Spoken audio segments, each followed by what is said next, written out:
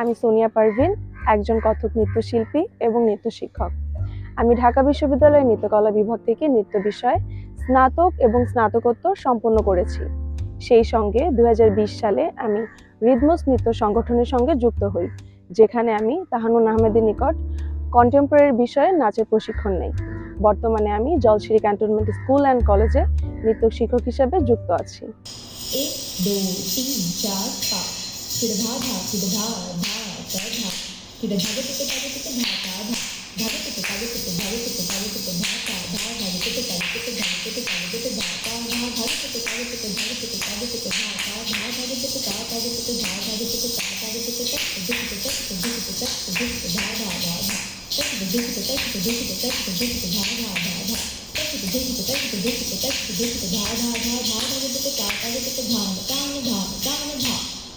ছোটবেলা থেকে আমি কখনো নাচ শিখিনি, আমার কোনো নাচের ব্যাকগ্রাউন্ড নেই। মাধ্যমিক ও উচ্চ মাধ্যমিক সম্পন্ন করার পরে যখন আমি ঢাকা বিশ্ববিদ্যালয়ে ভর্তি পরীক্ষা দিই এবং সেখানে নৃত্য বিষয়ে পড়াশোনার সুযোগ পাই, তখন থেকে আসলে আমার নাচের জার্নিটা শুরু। প্রথম 6 মাস আমাকে অনেক স্ট্রাগল করতে হয়েছে, যেহেতু আমি কখনো নাচ শিখিনি, আমার কোনো নাচের ব্যাকগ্রাউন্ড নেই। সব কিছুর সাথে অ্যাডজাস্ট করতে, মানিয়ে নিতে আমার কিছুটা সময় লেগেছে। কিন্তু 6 মাস পরে আমার মনে হয়েছে যে না, আমি জিনিসটা বা নাচটা আমি ভেতর থেকে ফিল করছি বা আমার ভেতর থেকে আসছে, এবং নাচের প্রতি আমার তীব্র একটি বলা যায় তীব্র একটা ভালো লাগা কাজ করতে ভালো লাগা শুরু হয়ে যায়। তো তখন থেকে আর কি নাচটা আমাকে বিভিন্নভাবে সাহায্য করে, আমাকে শারীরিকভাবে, মানসিকভাবে বিভিন্ন প্রতিকূল পরিস্থিতি ফেস করতে আমার মনে হয় যে এটা আমাকে সাহায্য করছে। পাশাপাশি আমি তৃতীয় বর্ষ থেকে আমার বিশ্ববিদ্যালয়ের বাইরে বিভিন্ন সংগঠনের সঙ্গে, নৃত্য সংগঠনের সঙ্গে বিভিন্ন সাংস্কৃতিক অনুষ্ঠানে বা বিভিন্ন ধরনের অনুষ্ঠানে আমি নৃত্য করা শুরু করি। তো যখন থেকে আমি বিভিন্ন নৃত্য সংগঠনের সঙ্গে কাজ করা শুরু করি, তখন দেখা যায় ওই নাচের প্রোগ্রামগুলো করার পাশাপাশি আমার বিভিন্ন নতুন আমি মুভমেন্ট শিখতে পারি, সেখানে বিভিন্ন ধরনের নতুন মুভমেন্ট শিখতে পারছি। পাশাপাশি আমাকে ফিনান্সিয়ালি বড় একটা সাপোর্ট দেয়, যেটা দিয়ে আমি নিজে তো ফিনান্সিয়ালি বেনিফিটেড হই, পাশাপাশি আমি আমার ফ্যামিলিতেও কিছুটা কন্ট্রিবিউট করতে পারি। তো নাচটা আসলে তখন থেকে আমি প্রফেশনালি নেওয়া শুরু করি। তো এরপর তো আমি নৃত্যকলা বিভাগ থেকে কত্থক বিষয়ে আমি স্নাতকোত্তর সম্পন্ন করেছি। বর্তমানে আমি জলসিঁড়ি ক্যান্টনমেন্ট স্কুল অ্যান্ড কলেজে নৃত্য শিক্ষক হিসেবে যুক্ত আছি, যেখানে আমি একটা নাচের টিম তৈরি করেছি এবং ওদেরকে কত্থক, কন্টেম্পোরারি, ভরতনাট্যম এই 3টে বিষয়ে আমি নৃত্য প্রশিক্ষণ দেই, এবং আমি রিদমোস সহ আরও কয়েকটি নৃত্য প্রতিষ্ঠানের সঙ্গে যুক্ত আছি, নাচ করি। এবং রিদমোসে আমি 2020 সাল থেকে কাজ শুরু করি এবং বর্তমানে আমি রিদমোসের সঙ্গে আছি।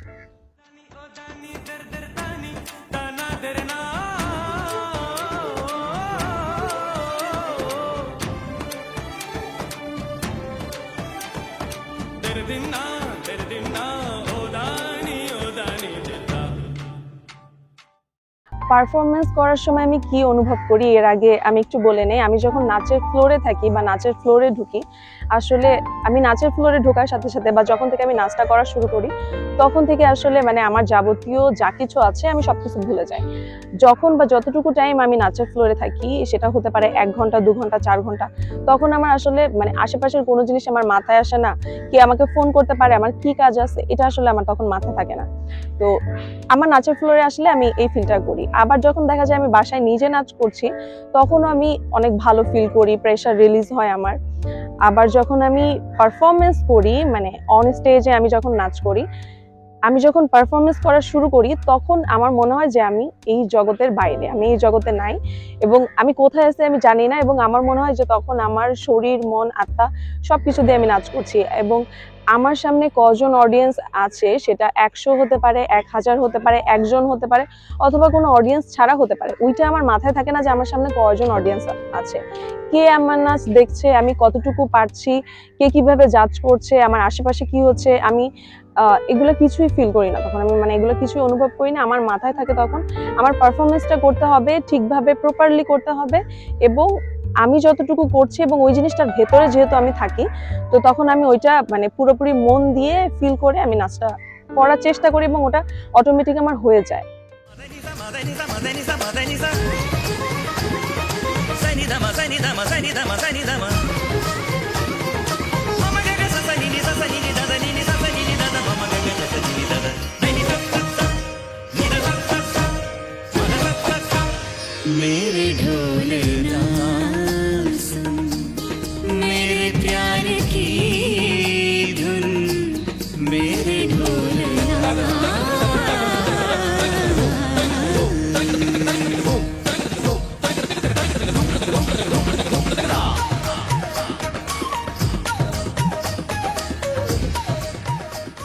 আমার কাছে মনে হয় একজন শিল্পী হওয়ার আগে একজন ভালো মানুষ হওয়া জরুরি। আমি যখন একজন ভালো মানুষ হতে পারবো তখনই আমি শিল্প সত্তাটাকে ধারণ করতে পারবো এবং একজন শিল্পী হতে পারবো। তো একজন নৃত্যশিল্পী হিসেবে বা একজন শিল্পী হিসেবে আমি চাই আমি যতটুকু শিখতে পেরেছি বা যতটুকু ভালো শিখতে পেরেছি আমি আমার ওই আর্ট ফর্মটাকে পরবর্তী জেনারেশনের মধ্যে ছড়িয়ে দেওয়া, যেন আমি যেভাবে ফিনান্সিয়ালি, ফিজিক্যালি, মেন্টালি এই নাচটা নিয়ে উপকৃত হয়েছি, তো আমার পরবর্তী জেনারেশনও তেমনি করে এই জিনিসটাকে ধারণ করে শিল্প সত্তাটাকে ধারণ করতে পারে এবং ফিজিক্যালি, মেন্টালি, ফিনান্সিয়ালি উপকৃত হতে পারে। যেমন বর্তমানে কিন্তু আমরা দেখি আমাদের যে জেনারেশনটা বা আমাদের পরবর্তী যে জেনারেশনটা, এরা বিভিন্ন বিষয় নিয়ে অনেক বেশি ডিপ্রেসড থাকে, মানসিক অবসাদে ভোগে। তো আমি যেভাবে এই নাচটাকে শারীরিক এবং মানসিকভাবে আয়ত্ত করে বিভিন্ন ডিপ্রেশন থেকে বা বিভিন্ন মানসিক সমস্যা থেকে উত্তরণ করতে পেরেছি, তো আমি চাই আমার পরবর্তী জেনারেশন, যেমন আমি যখন নাচ করি বা আমরা যখন নাচ করি, কন্টেম্পোরারি করি বা কথক করি, তো আমাদের বিভিন্ন ধরনের বডি মুভমেন্ট, হাতের কাজ, পায়ের কাজ, মাথার কাজ থাকে। তো এর মাধ্যমে কি হয় যে আমরা আমাদের দৈনন্দিন জীবনে বিভিন্ন ধরনের কাজ থেকে যে প্রেশারটা ফিল করি, তো এটা রিলিজ করতে পারি। প্লাস আমি শারীরিকভাবে সুস্থ থাকি, নিয়মিত শরীরচর্চা করার তো সুস্থ থাকার একটা পার্ট। তো আমার পরবর্তী জেনারেশন যেন এই কাজগুলা ধারণ করে বা এই নাচটাকে ধারণ করে, নাচটাকে কন্টিনিউ করে, নাচের চর্চাটা কন্টিনিউ করে এই শারীরিক বা মানসিক অবসাদ থেকে মুক্ত হতে পারে।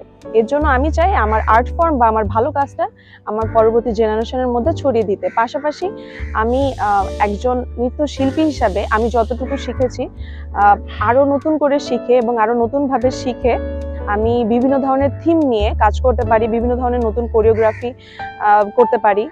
একজন শিল্পী হিসেবে আমার এতটুকুই চাওয়া।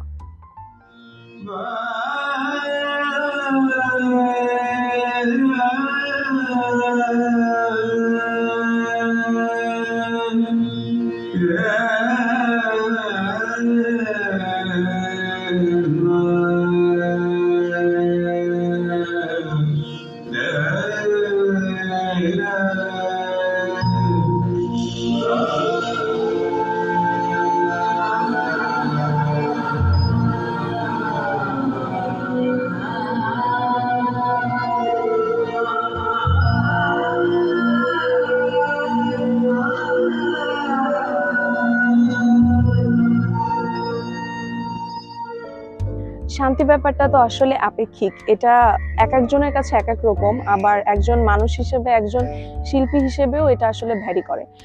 এক একজন মানুষ এক একটা বিষয়ে শান্তি অনুভব করে। তো আমার কাছে মনে হয় যে একজন মানুষ হিসেবে, যেমন যদি আমি প্রথমে বলি, আমার বেসিক নিডস গুলো ফুলফিল হওয়া বা আমার পারিবারিক বিষয়গুলা, আমার পারিপার্শ্বিক বিষয়গুলা বা আমার ফ্রেন্ড সার্কেল যেটা বলি, এই সব কিছু যখন ঠিকঠাক থাকে তখন আমরা ভালো অনুভব করি বা শান্তি অনুভব করি। আর একজন শিল্পী হিসেবে যদি আমি শান্তি ব্যাপারটাকে বলি, মানে বোঝাতে চাই, তাহলে আমি বলবো যে একজন শিল্পী কি বিভিন্ন ধরনের শিল্প চর্চার মাধ্যমে তার শিল্প চর্চাটাকে ধারণ করে বা এটাকে এগিয়ে নেয়। তো এই দৈনন্দিন শিল্পচর্চার মধ্যে যেটা হয়, আমাদের বিভিন্ন ধরনের, আমরা যখন নাচ করি তো আমাদের বিভিন্ন ধরনের মেডিটেশনের প্রয়োজন হয়, শরীরচর্চার প্রয়োজন হয়। আবার যে গান করছেন তার দেখা যায় প্রতিদিন সকালে উঠে রেওয়াজ করছেন, ওইটাও কিন্তু তার কাছে একরকম পিস বা শান্তি। আবার যিনি অভিনয় করছেন, ওই যে তিনি রিহার্সাল ফ্লোরে বা বাসার মধ্যে অভিনয়ের চর্চা করছেন, আয়নার সামনে যে বিভিন্ন ধরনের অভিব্যক্তির চর্চা করছেন, তো এটাও কিন্তু তার কাছে এক ধরনের শান্তি। আমি যখন বিভিন্ন প্রেশারে থাকি, কাজের প্রেশার বলেন, বা হতে পারে যে আমার একটা বন্ধুর সাথে আমার সমস্যা হয়েছে বা আমার পারিবারিক একটা সমস্যা, তো তখন বিভিন্ন ধরনের সমস্যার মধ্যে যখন আমি থাকি, বা হতে পারে যে আমি আমার কর্মক্ষেত্রে অনেক বড় একটা সমস্যা ফেস করছি, তো তখন ওই জিনিসটাকে বা ওই প্রেশারটাকে রিলিজ করার জন্য আমি কি করি, আমি যদি বাসায় আমি একটা মিউজিক ছেড়ে দিয়ে, কোনো ফিক্সড কোরিওগ্রাফি না, ফিক্সড মুভমেন্টস না, আমি যেহেতু আমি কথক নৃত্যশিল্পী, তো আমি ওই ঘুঙুরটা পরে যখন আমি নাচ করি, আমার নিজের মতো করে মুভমেন্টস করি, মানে ওইটা জাস্ট আমি করি আমার প্রেশারটা রিলিজ করার জন্য। এবং আমার মনে হয় আমার ওই ডিপ্রেশন বলেন বা আমার ওই প্রেশার বলেন বা ওই সমস্যা বলেন, ওইটাকে আমি জাস্ট রিলিজ করার জন্য আমি ওই নাচটা করি। নাচটা আসলে এভাবে আমাকে শান্তি দেয়। তো আশেপাশে যারা আছে দেখবেন যে অনেকে বই পড়তে পছন্দ, আমি অনেক বই পড়তে পছন্দ করি, আবার ঘোরাঘুরি পছন্দ করি। তো দেখা যায় যে আমি নাচ বলেন, গান শোনা বলেন বা বই বা ঘোরাঘুরি এগুলোর মাধ্যমে আসলে আমি শান্তি খুঁজে পাই। আমার আশেপাশে যারা আছে থাকতে পারে বিভিন্ন পেশার, বিভিন্ন শ্রেণীর, বিভিন্ন ধরনের মানুষ, বিভিন্ন মানসিকতার মানুষ, তারা আসলে বিভিন্ন বিষয়ে শান্তিটা খুঁজে পায়। তো শান্তি আসলে মানে আমি যেটা বলবো শান্তি আপেক্ষিক, এক একজন মানুষ এক একটা বিষয় থেকে শান্তি খুঁজে পায়। তো যে বিষয়ে শান্তি খুঁজে পায় ওই বিষয়টা আসলে তার প্রাত্যহিক বা দৈনন্দিন জীবনের মধ্যে অ্যাড করা উচিত, যুক্ত করা উচিত, তাহলে হয়তো সে শারীরিক এবং মানসিকভাবে ভালো থাকতে পারবে এবং আমাদের আশেপাশে সবাই আমরা ভালো থাকতে পারবো। রিদমোসের সাথে আমার কাজ শুরু হয় 2020 সাল থেকে। মানে 2020 সালে আমি রিদমোসের সঙ্গে যুক্ত হই এবং রিদমোসই প্রথম সংগঠন যেখানে আমি বিশ্ববিদ্যালয়ের বাইরে প্রথম যে নৃত্য সংগঠনের সাথে যুক্ত হই সেটা হচ্ছে রিদমোস। তো এর পাশাপাশি আমি বিভিন্ন নৃত্য সংগঠনের সাথে বিভিন্ন সময় কাজ করেছি বা এখনো কাজ করছি, যুক্ত আছি। কিন্তু রিদমোসই একমাত্র সংগঠন যেখান থেকে আমি শিখেছি কন্টেম্পোরারি এবং কত্থক বিষয়। এখানে নৃত্য গুরু বা নৃত্য শিক্ষক তাহানুন আহমেদের নিকট আমি কন্টেম্পোরারি বিষয়ে নৃত্য প্রশিক্ষণ নিয়েছি এবং পাশাপাশি আমি শোভন ভাইয়ের কাছ থেকেও কন্টেম্পোরারি বিষয়ে নাচের প্রশিক্ষণটা নিয়েছি। তো এখানকার শোভন ভাই উনি হচ্ছে লিসন ফ্রম দ্য আর্টিস্ট নামে একটা প্রোগ্রাম বলবো বা শো বলবো, এটা শুরু করেছে। তো যেখানে উনি বিভিন্ন শিল্প মাধ্যমের শিল্পীদের যুক্ত করেছেন।